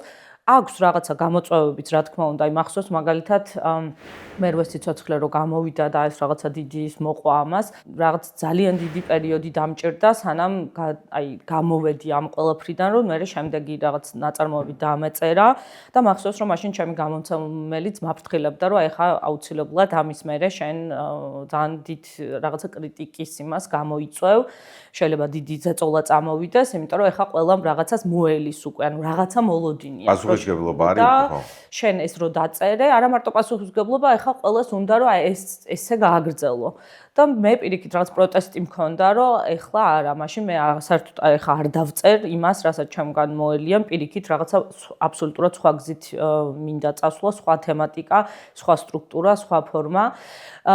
და ეგ მახსოვს რომ გამიჭირდა ალბათ ერთ წელიწადნახევარი დამჭირდა სანამ ეს რაღაცნაირად გადავხარშე და ეხლა უკვე რაღაცა ისევ არ ვფიქრობ ამაზე ბევრს და ეს მიცავს, იმიტომ რომ რას მომიტანს ამაზე ფიქრი, როგორ ანუ ვის რა წარმოდგენა აქვს იმაზე მე ვინ უნდა ვიყო ან როგორი ვიყო, ამას როგორ უნდა შევესაბამო, ეს აბსოლუტურად ილუზორული მიზანი იქნება, ამიტომ არც ვცდილობ და ხო, მგონი სწორია. ხო, მე მგონი სწორია და ეგ ყველაფერი ხო შეიძლება ადამიანებმა ვთარგმნოთ ხოლმე არა პროფესიული თვალსაზრისით, არამედ ცხოვრებაში რა უბრალოდ ეგრე. იმიტომ რომ აღმოაჩენ ადამიანი, რომ შენ რაღაც მომენტში დაფიქრდები და მიხვდები, რომ თურმე ამდენი წელი არ ვიცი, 4-10 წლეული გამოგიულია ისე, რომ თითქოს სხვა ადამიანის ცხოვრებით ცხოვრობ რა, როგორც შენი მეზობელი მოელის, როგორც ოჯახის წევრი და ძალიან ბევრი რაღაც არ თქვი, ან თქვი სხვანაირად. და განსაკუთრებით ცევდიანია. ამას წინათ მკითხეს, რომ რის გაკეთებას ნანობო რაღაც ბლიც ინტერვიუ იყო. დავფიქრე და მივხვდი, რომ გაკეთებულზე მეტად ხანდახან ნანობ არ გაკეთებულს, როცა რაღაც უნდა გეთქვა და არ თქვი, იმიტომ რომ გაითვალისწინე ბევრის აზრი და უფრო მტკივნეული აღმოჩნდა, ვიდრე რომ გაკეთებულებზე დაშვებული შეცდომა. შეცდომა ჩვეულებრივი ამბავია. უშვებ ადამიანი, ხო ვერ გაიქცევი მაგას. ნინო, ინსპირაციაზე და იდეებზე და შთაგონებაზე მინდა რომ ვილაპარაკოთ. ადამიანებს ეშლებათ ხოლმე. მე მგონი წინა შეხვედრისასაც ვახსენეთ ამაზე, მაგრამ კიდე მინდა. ადამიანები არასწორად წარმოიდგენენ ხოლმე წერლის, ასე ვთქვათ, ყოველდღიურობას. მათ გონიათ, რომ მთელი დღის განმავლობაში მისი გონება არის ჩართული და სულ ამ პერსონაჟს იგონებს, ან დიალოგს წერს, ან რაღაც. სინამდვილეში არ ვიცი, ბავშვს საჭმელს უმზადებს და ასე შემდეგ. მაგრამ მე როგორც ხვდები, წერლის გონება მომართულია უფრო მეტად იმისკენ, რომ რაღაცებს დააკვირდეს და უფრო გახსნილია იმისკენ, რომ ნაბიჯი გადადგას თვითონაც იდეისკენ და ინსპირაციისკენ. ხო, ეს განათება ანათებს ყოველი ჩვენგანისთვის, თუმცა შუქჩრდილებს, ზეძებს შეიძლება არა ყველა ჩვენგან, ხო? და აღწერა უნდება არა ყველას. შენ როგორ ნადირობ ამ დიდ თევზებზე? ხო, ჯერ ხო პატარა თევზების დაჭერა გინდა, როგორც დევიდ ლინჩი ამბობს და მე დიდი თევზიც მოდის ამ იდეების. ხო, სად იჭერ, სად ნადირობ ამ იდეებზე და როგორ ხვდები, რომ ესა თუ ის იდეა მოყოლა ღირს. ეს პასუხი მჭირდება იმისთვის, რომ ადამიანები, რომლებსაც ვერ გადაუწყვეტიათ, მოყვნენ თუ არა, დაწერონ თუ არა და ვერ ხვდებიან იდეა კარგია თუ არა, იქნებ რაღაცა გზამკვლევით აღმოჩნდეს. დრო არის გადასარევი ფაქტორი იმის გადასამოწმებლად, რაღაცა ღირს თუ არა შეეჭიდო თუ არა, საერთოდ ანკესი მოისროლო თუ არა. დიდი თევზი წამოვა თუ პატარა იმისგან დამოუკიდებლად. რაღაც არის, რომ რაღაც მომენტში შეიძლება იდეა მოგივიდეს, მეგობართან ხარ და ვთქვათ, რაღაც კარგად გრძნობ თავს, ან არ ვიცი, რაღაც საუბრობ, ან რაღაცას უყურე, ან არ აქვს მნიშვნელობა. და მე იმ მომენტში გაჩვენება რომ ეს გადასარევი იდეაა და მე გადის რაღაც ერთი კვირა, ორი კვირა და მე უკვე იწყებ ნელ-ნელა ეჭვი შეტანას, რომ აი მართლა ესეთი კარგი იდეა, რაღაცა მე მგონი არ არის მთლად გამართული. ანუ ეჭვები რაღაც ბუნებრივი პროცესია ამ ყველაფრის, ამის გარეშე არ გამოდის, მაგრამ ჩემ შემთხვევაში ძალიან მარტივად მაქვს ეგ საკითხი დალაგებული, რომ ეს იდეა თუ არ მასვენებს და ხანიკიდან ვეცადე ისა კედელი ამომეშენებინა და ხანაკიდან ფარდა ჩამოუფარე და მაინც მიგაკუნებს და მაინც არ მასვენებს და მაინც მერჩის, მაშინ რაღაც მომენტში უკვე ვიცი რომ მე ამ იდეისკენ უნდა შევბრუნდე, თვალი გაუსწორო და დავიწყო უკვე კონკრეტულად ფიქრი რას ნიშნავს, რატომ აწუხებს, რატომ მინდა, საიდან მოვიდა და ასე შემდეგ. და მე რაღაცა პროცესია ეს, არასდროს არ არის რომ გუშინ მომივიდა თავში და დღეს დავჯექი და დავწერე, ესე არ ხდება, ყოველთვის თვეები და ხანდახან წლები ჭირდება ამ იდეის რაღაც დაღვინებას და მე აი დგება ეგ სხვა შორის ჩემთვისაც ძალიან მისტიური მომენტია, ეს მე აი რაღაცნაირად ორსული ხარ ამ იდეით, ძალიან დიდი ხანი ხარ და რაღაც აი ერთ წამს და ამას რა წყვეტს და რა ფაქტორები მუშაობს ამაზე, უკვე მართლა არ ვიცი და ეგ მართლა ცოტა ისეთი მისტიურია.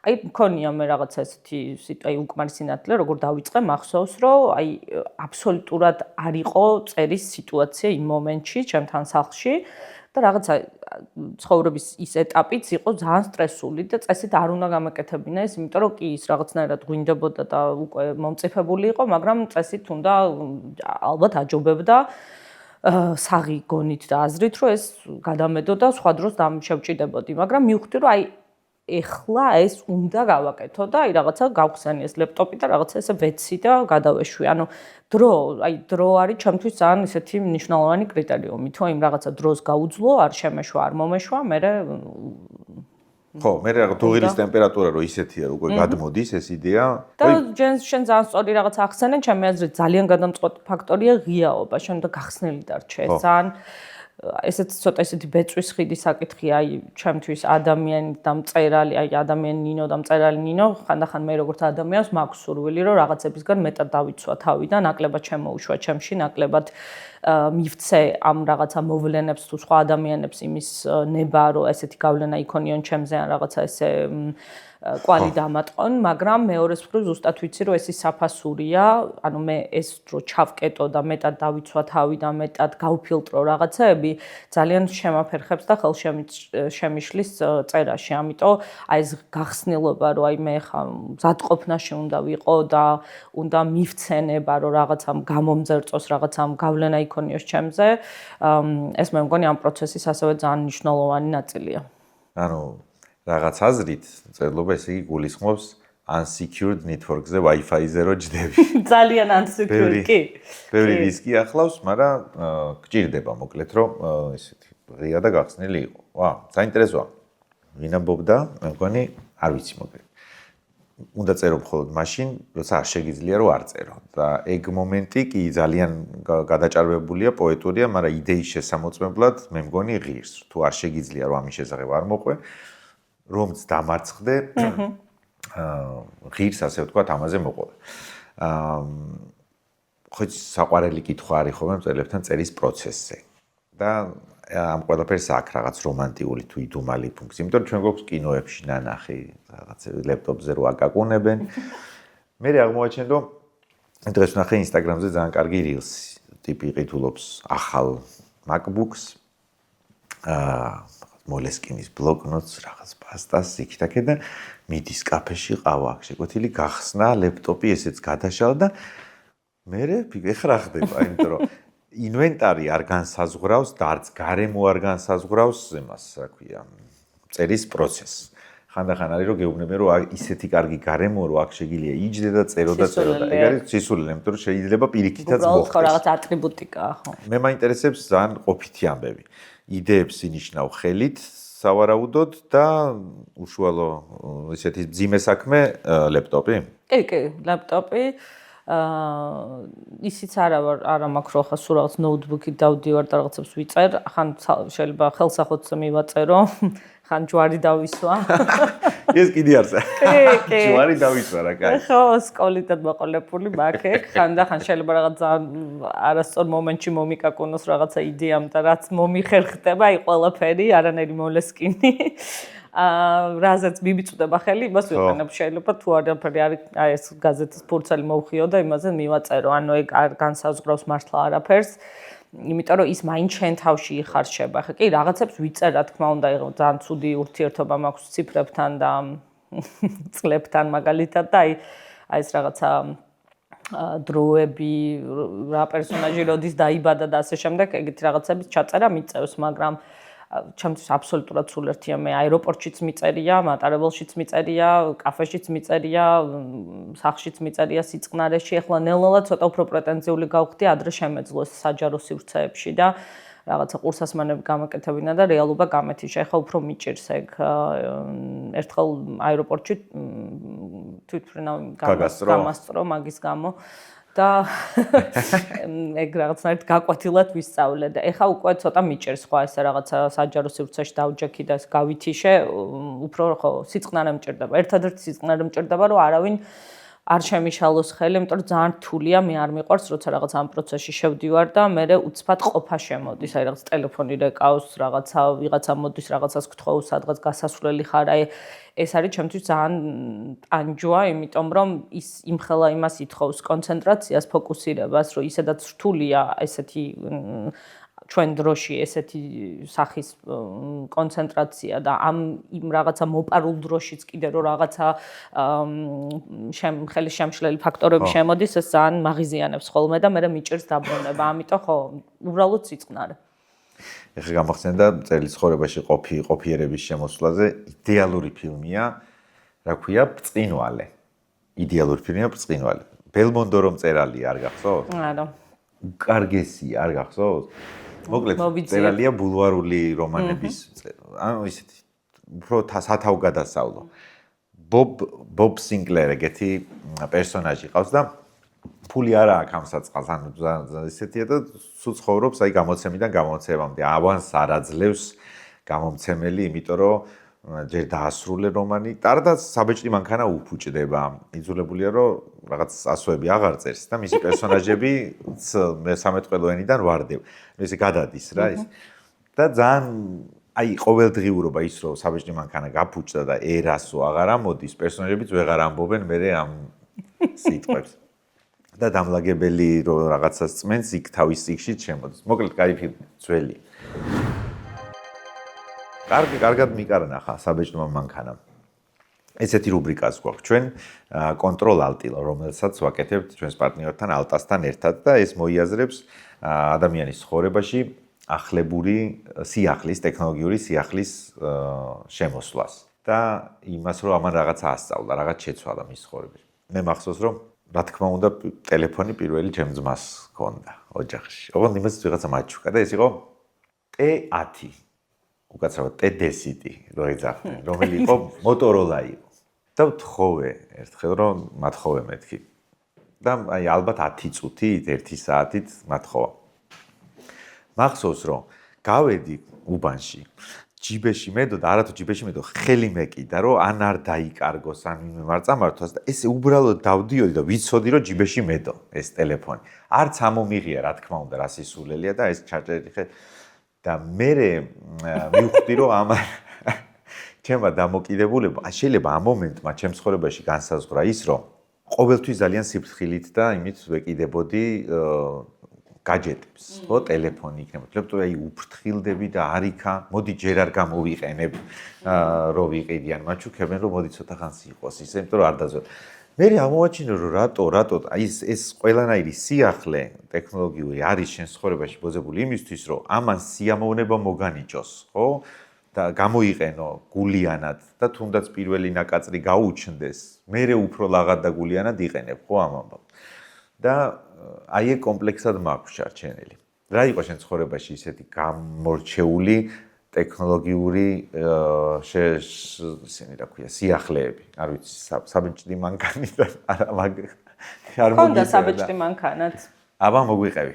საერთოდ აი ეს კომპიუტერი და ლეპტოპი რაღაც მომენტიდან ძალიან მნიშვნელოვანი გახდა, იმიტომ რომ გაამარტივა ძალიან ბევრი რაღაცა, მაგრამ მე აი გაჯეტებს და ეპებს და ასე შემდეგ და საერთოდ აი ძალიან გვიან შევიძინე iPhone-იც, იმიტომ რომ ძალიან დიდხანს მქონდა BlackBerry და ეს რაღაც ანალოგიური რაღაცები მიყვარს. დღემდე მაქვს და ყველა დამცენის უძველესი iPod-ი, რომელიც ფუნქციონირებს და მიყვარს და ძალიან მომწონს, რომ ეს არის აპარატი, რომელსაც მარტო ერთი ფუნქცია აქვს.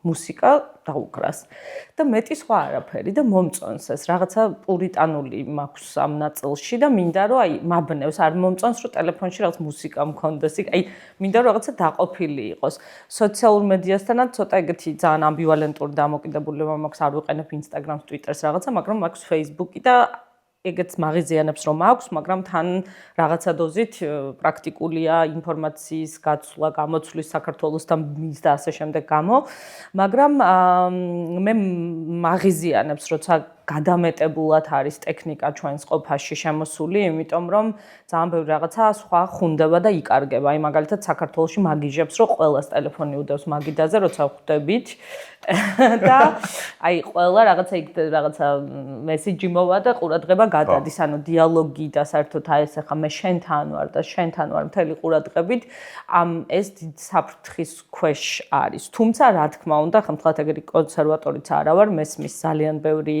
Google Maps ვიყენებ ძალიან ხშირად და ძალიან მომწონს, იმიტომ რომ ცუდი ორიენტაცია მაქვს და აქედან გამომდინარე ძალიან დასვენებული ვარ, რომ ვიღაცა მეუბნება სად გავხვიო და სად გადავჭრა ქუჩა, მაგრამ ბევრი რაღაცა აი მეც ვფრთხილობ, იმიტომ რომ არ მინდა რომ რაღაცა აი ზედმეტად იმან მაკონტროლოს და ვიცი რომ ამის საშიშროება არსებობს, რა თქმა უნდა ძალიან პრაქტიკულია ბევრ რაღაცაში უდაოდ ამაზე კამათიც არ ღერს, მაგრამ რამდენად აძლევ შენებას, რომ შენი აი აბსოლუტურად ყველაფერი თითქოს ამან აკონტროლოს და მომწონს აი ხო აი iPod-ს ვერ ვთმობ, სანამ არსებობს და სანამ სული უდგას, იმიტომ რომ მას ალბათ ვერც ვერავინ შეაკეთებს. მე ძალიან მიხარია, იმიტომ რომ აი მომწონს, რომ ეს ამას აქვს ის ფუნქცია, რომ უბრალოდ მუსიკა და ყურსასმენი გავიკეთო და მუსიკას მოусმინო და მეტი სხვა არაფერი.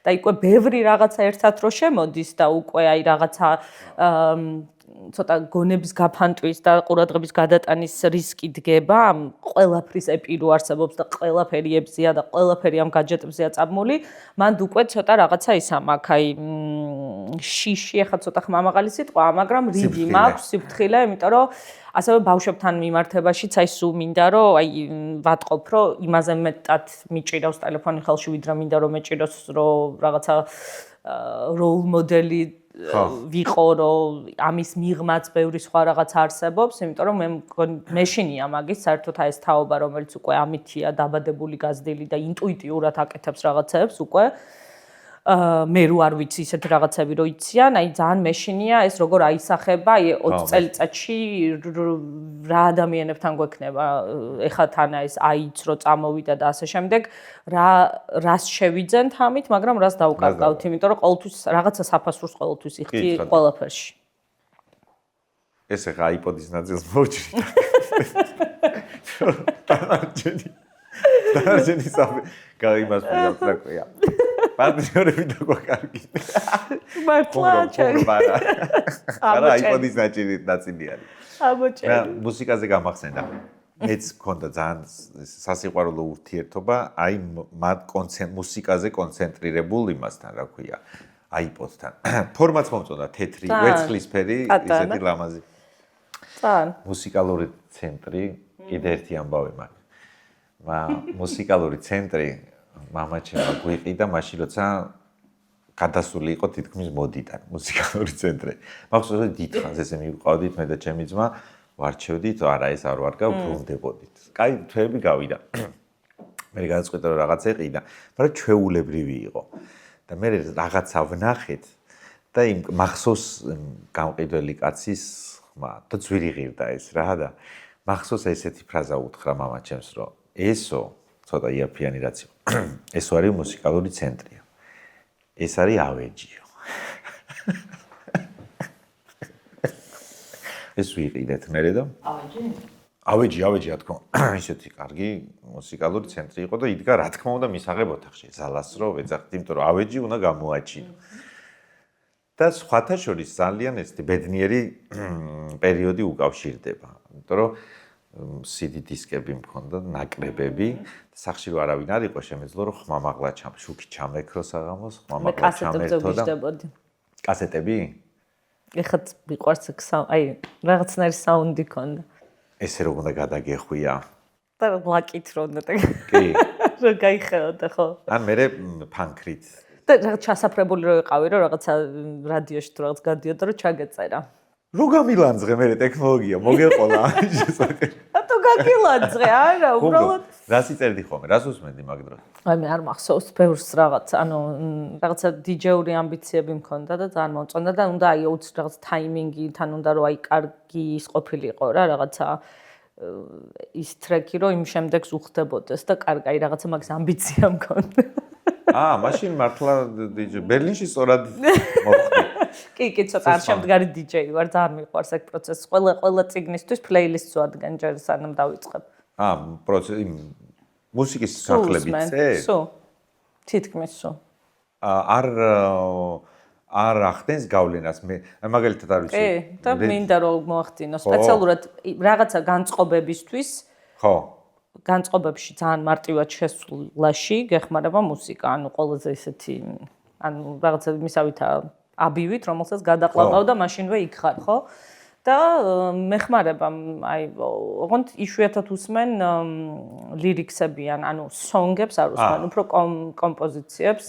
იმიტომ რომ ტექსტი შემაწუხებს კი. ცხადია, თქვი რომ ამ სიტყვას აღარ დამცინიან რა, ის ამცია დამოჭრილი ვნახე ესე, ცხადია.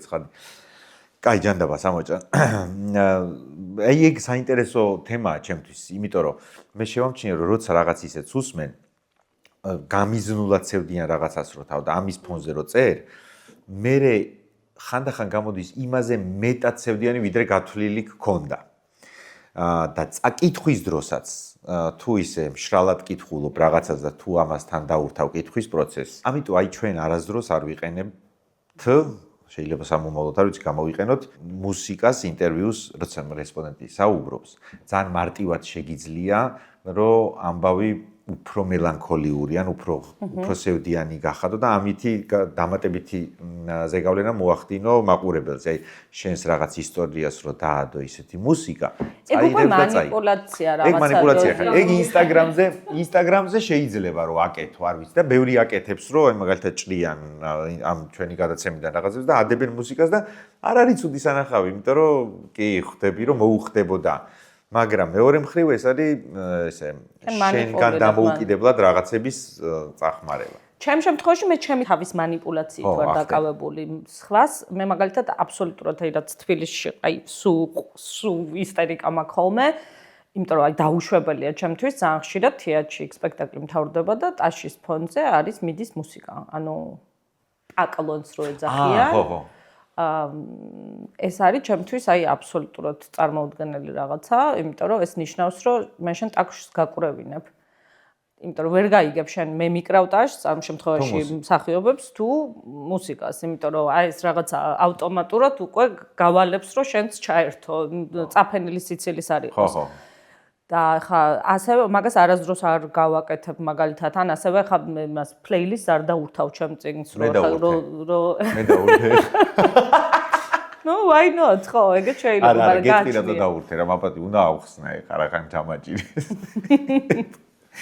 ეხა იმას ვაკეთებ რაღაც ინსტაგრამზე ვაკეთებ და ეგეთ პროექტს ჩემ მიერ გადაღებულ ფოტოს რაღაც ფრაზას აი ჩა მინიატურას თუ ამონალიც ნაწყვეტს და ინსტაგრამს უხდება როცა რა მუსიკა წედო ინსტაგრამზე იმის QR კოდები დაურთე დაბეჭდილია უკვე თორე ეს სხვა არის ხა ყველაფრის გაკეთება შეიძლება გააჩნია რა მიზნით აკეთებ ხა ჩემ შემთხვევაში მე ვაძლევ ამის თავისუფლებას იმიტომ რომ მე ვარ ის ექსპერიმენტი რომელზეც ვატარებ ამას რომ რაღაცას უსმენ ის მე ჩემში ვიფილტრება და მე გადმოდის თქო ფურცელზე მაგრამ ხა ის რო აი თქო მე თეატრშიც ხშირად გამიკეთებია ჩემი სპექტაკლისთვის საუნდტრეკი, შემირჩევია და ძალიან მიყვარს ეს პროცესი, მაგრამ მან ძალიან სიფრთხილეა ხოლმე საჭირო, იმიტომ რომ ოვერდოზმა შეიძლება უარესი გამოიწვიოს, ანუ საპირისპირო გამოიწვიოს და ასევე მუსიკა ძალიან მარტივად ანუ ყველაზე მარტივად და ყველაზე პირდაპირ და სწრაფი გზაა, ხო? ანუ აი როგორც კი რაღაცა ანუ მაშინვე განწყობა შემოაქვს და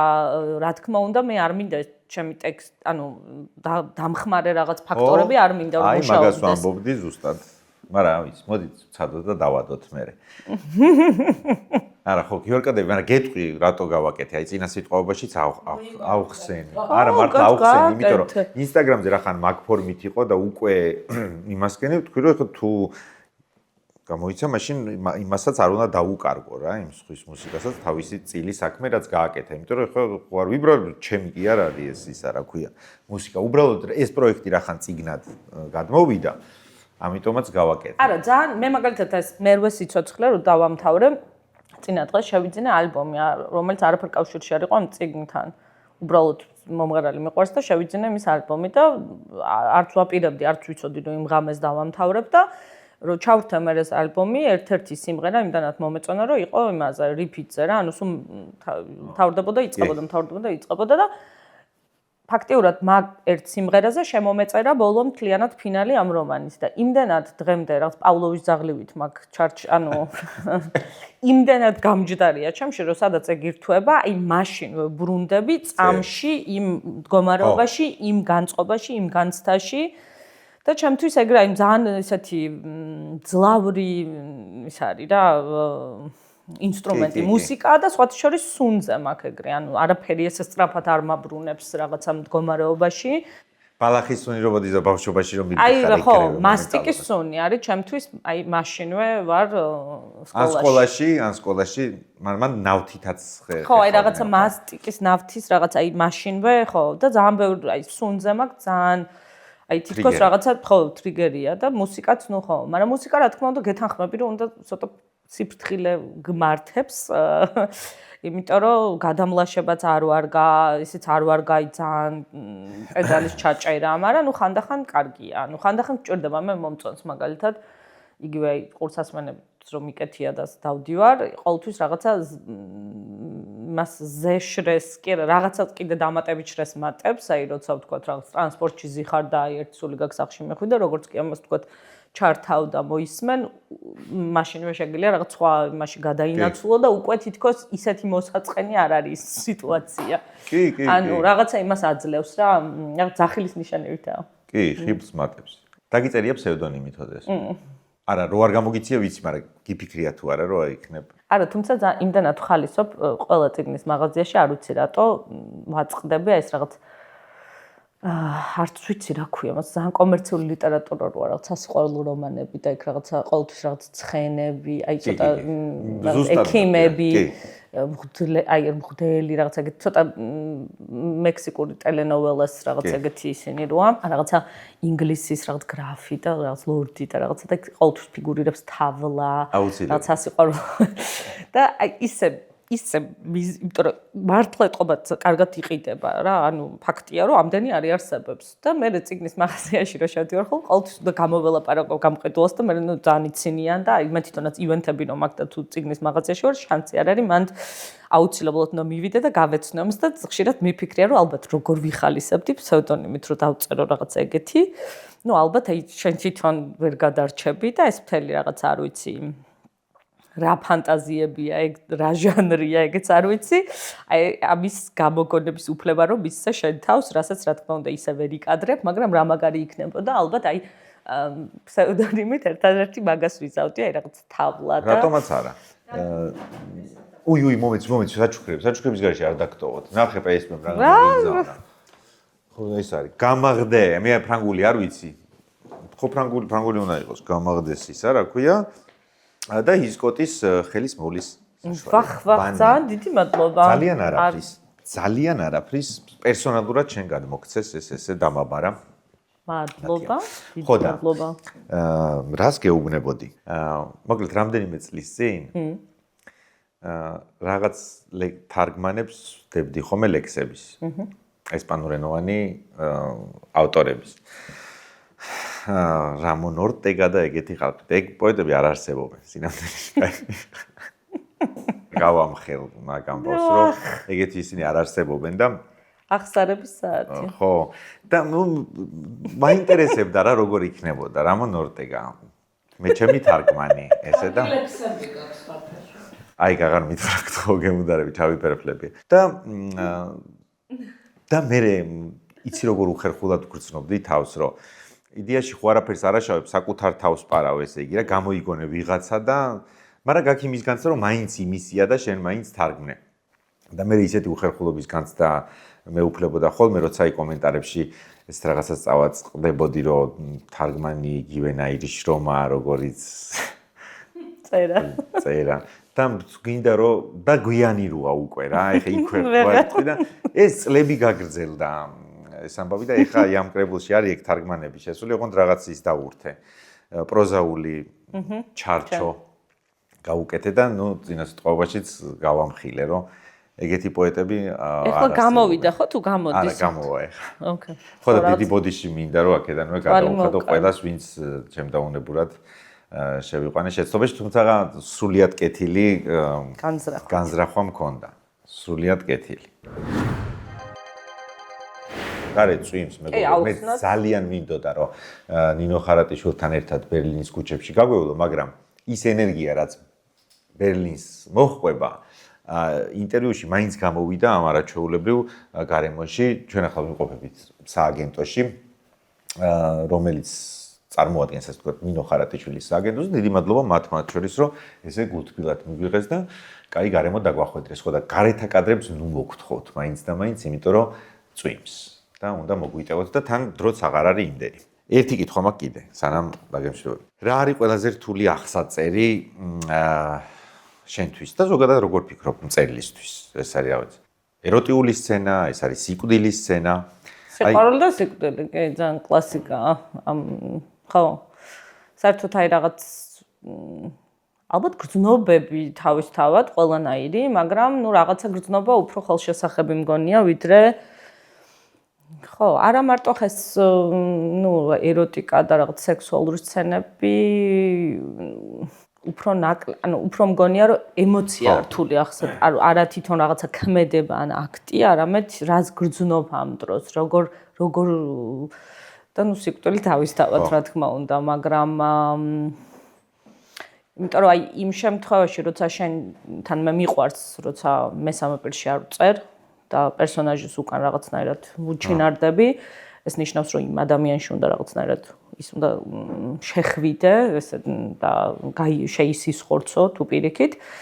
და მან ძალიან რთულია ხოლმე, რომ აი ხა მახსოვს, როცა ესეთი ძალიან გადამწყვეტი დრამატული სცენები მქონია, ძალიან ხშირად გამიწყვეტია, მე მიუბრუნებულ ვარ, მე გადამიკეთებია, მან ვწვალობ ხოლმე ხანდახან, როცა ეს რაღაცა ესეთი გარდამტეხია ემოციურად.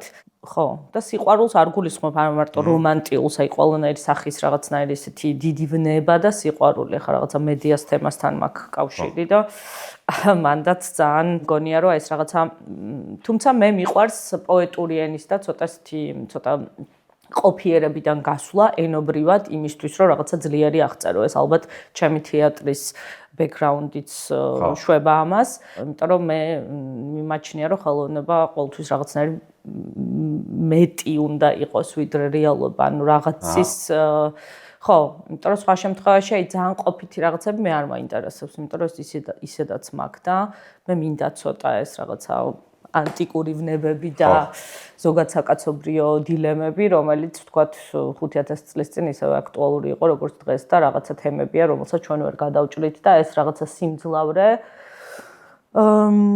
ხო, ცოტა გლობალური.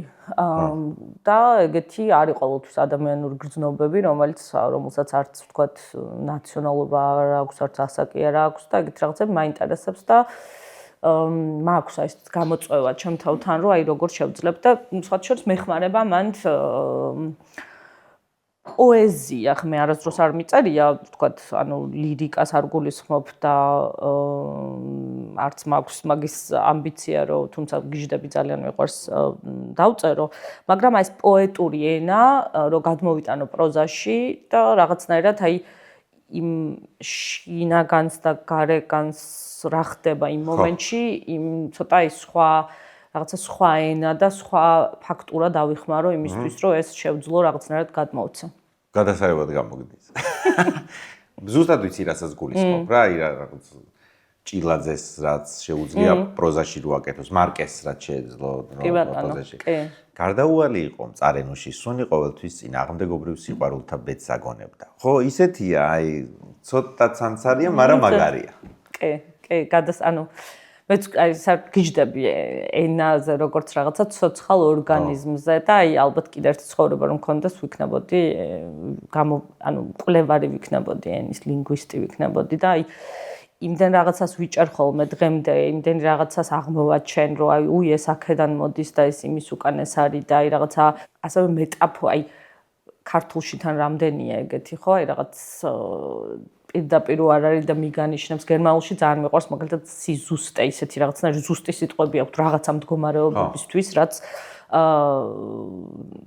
უცნაური ანუ ესეც ბევრ რაღაცაზე მეტყველებს არ კულტურას აირეკლავს ენა გადასარევად და იმ ერის და იმ ქვეყნის რა ვიცი ყველაფერს ჭირო არამს და უბედურებას და ბედნიერებას და ცოცხალი უნდა იყოს ანუ რაღაც ეს ენაც აი სულ მგონია რომ თიხაა რომელიც შეგვიძლია გამოწერწო და ეგრე უნდა მიუდგე იმიტომ რომ სხვა შემთხვევაში მე არ მიყვარს ძალიან ყოფითი ენა ლიტერატურაში ანუ როცა ვატყობ რომ მწერალს არა აქვს ამაზე ნაფიქრი ან პირიქით აი ძალიან რაღაცა დამიწებულია ეს ენა მღლის იმიტომ რომ მე მინდა რაღაცა შენი ხმა მინდა გავიგონო შენი ინდივიდუალური მსოფლმხედველობა და ეს ლიტერატურაში ენით ხდება და შენ თუ ამ ხერხს რაღაცნაირად ნებაყოფლობით თმობ და არ იყენებ მე რაღაცა ძალიან ფუნდამენტური მაკლია ხო იმიტომ რომ უძლიერეს ინსტრუმენტს აგდებ მოკლედ რა ხო ანუ რაღაცას თმობ რაც წესით განსაზღვრავს ამ ჟანრსა თუ საერთოდ ამ დარგს და ძალიან მეუცნაურება ხოლმე ანუ ხო იმიტომ რომ რაღაც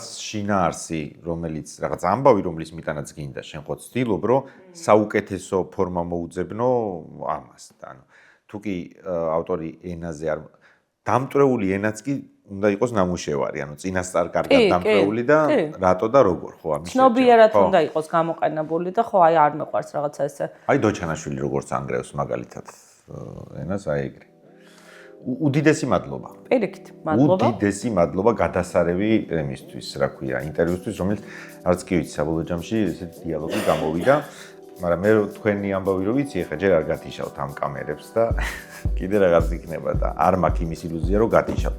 ეხლა ჩვენ ეს დავაბრუნოთ თავის ადგილზე, იმიტომ რომ იმ სანდომიანმა ხალხმა შეიძლება მე შენიშვნა მოგვცეს. მადლობა რა ძალიან. პირიქით, მადლობა. გადასარევი ინტერვიუ გამოიწვია. ესე იყო ხო? მგონი ესე იყო ხო. აბატონი, ეგ არის.